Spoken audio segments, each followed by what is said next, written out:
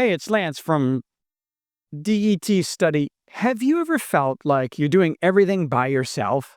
Like you took out the trash, you answered all your emails, you reminded your friend not to text his ex. But what if I told you there's this cool little trick in English where you can shift the responsibility without sounding like a control freak? Today we're talking about causative verbs, which are like little managers that work behind the scenes in English. Here's how it works. Causative verbs are when someone causes someone else to do something.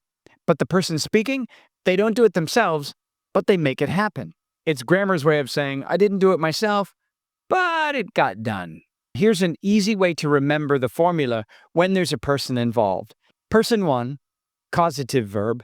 Person 2, base verb, and then your object. And the verbs we're using today are let, have, get, and make. And let's line these 4 causative verbs up from the softest to the most intense, moving from a gentle nudge to a full-on shove. Here's what they look like in action. The word let, this means permission. It's the softest. It's when you allow someone to do something. Jane let her son go out.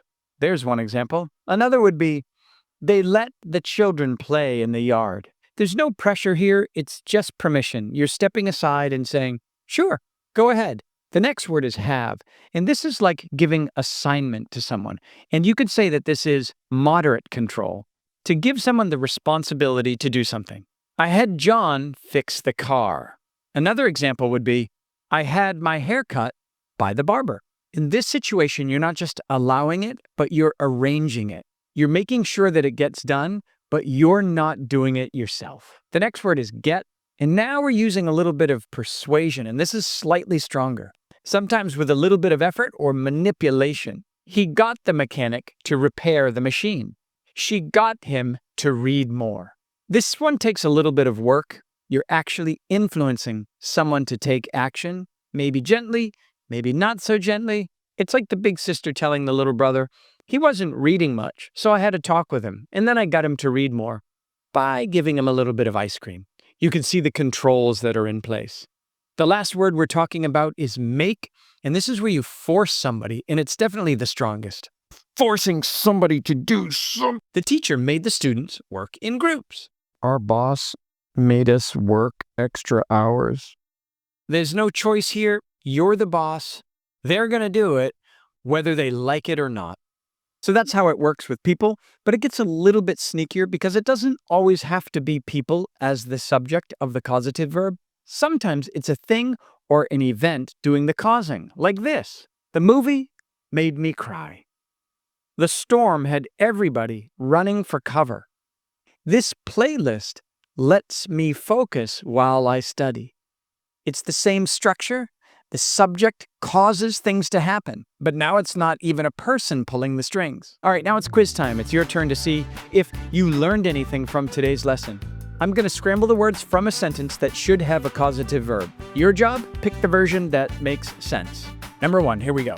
Him let on the couch, she sit. Him let on the couch, she sit. Is the correct answer A, she let him sit on the couch? Or B, she let him to sit on the couch? Or C, she to let him sit on the couch? And the correct answer is A. Here's the next scrambled sentence.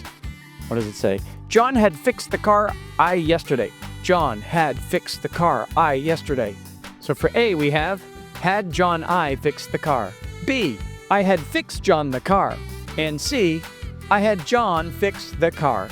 The correct answer is C. The last question in our little quiz is, the rain canceled got match the.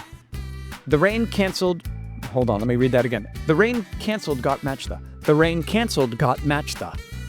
Let's look at our choices. A, the rain got the match canceled. B, the rain canceled got the match. C, got canceled rain match. The answer is A. Okay, so now let's take it out of the grammar world for a minute and use it in a world that we know about, the Duolingo English Test. Let's see if causative verbs actually matter and make a difference when we write, and see how it affects the AI scoring. So we'll look at the writing sample, which comes at the end of the test. And I'm using a couple of responses where I sprinkled in a few causative verbs to see if they make a difference. Then we'll run it through AI to see how it does. The question is, what is something that is popular today, but that you think will disappear in the future? Provide reasons to support your opinion. One trend that is popular today, but may vanish in the future, is traditional cable television. Several reasons support this viewpoint. To begin with, the rapid growth of streaming platforms such as Netflix, Hulu, and Disney has transformed the way people access and enjoy entertainment. These services offer on-demand viewing, allowing users to watch programs at their own convenience. This level of control and flexibility is far more appealing than the fixed programming schedule of cable TV. For instance, many households are now cutting the cord and switching to digital subscriptions. Here it comes. Streaming platforms let viewers skip advertisements and choose what they want to watch without limitation, which enhances the overall experience. Let viewers skip. So there's your causative verb. Moreover, cable television tends to be more expensive than most streaming alternatives. As people seek to cut down on monthly expenses, more affordable streaming options become increasingly attractive. The rising costs of cable often make consumers reevaluate their choices and opt for modern solutions. In addition, exclusive content found only on streaming services adds another incentive to move away from traditional TV. In summary, the convenience, flexibility, and affordability of streaming platforms are likely to cause the gradual decline of cable television. Over time, it may become an outdated form of media consumption. And let's see how we scored. A 125 overall, a good score. 155 grammatical accuracy. Grammatical complexity could have been a little bit better. 130 on lexical sophistication. So the overall score is great. And the idea of using causative verbs is helping enhance our score. The question reads, describe a difficult skill that you have mastered. Explain how you overcame problems in order to master the skill. Remember, we want to stay on task when we're answering the question. Here we go. One difficult skill that I've mastered is public speaking. Developing this ability required not only consistent effort, but also a willingness to confront discomfort and push through self-doubt. In the beginning, I struggled with intense stage fright. Even the idea of standing in front of an audience would make me feel overwhelmed.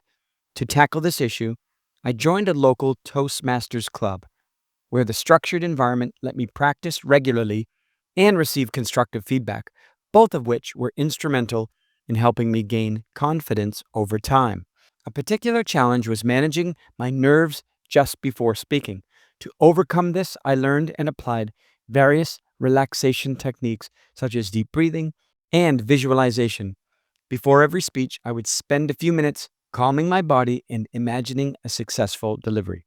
These habits gradually got me to focus. There's my causative verb. Got me to focus on preparation rather than fear, which greatly improved my performance. In conclusion, although mastering public speaking was far from easy, it became achievable through steady practice, support from others, and self-regulation techniques.